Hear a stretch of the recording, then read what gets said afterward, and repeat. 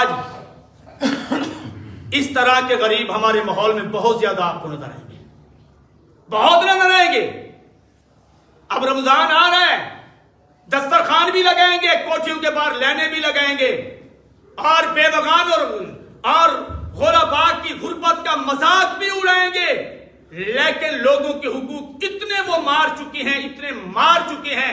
یاد رکھو، جس کا حق مارا ہے میرے روزوں سے اور یہ صدقات و خیرات تقسیم کرنے سے، اس کا حق معاف نہیں ہوگا۔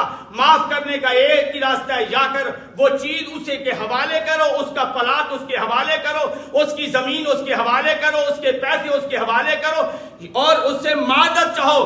اور یا یہ ہے، اگر نہیں دے سکتے ہو تو جا کر اس کے سامنے ہاتھ باندھ کر دنیا میں معاف کروا لو۔ اگر وہ معاف کر دے تو معاف ہوگا، اگر وہ معاف نہ کرے، خدا کی قسم میری حج کرنے سے بھی وہ حق معاف نہیں ہو سکتا۔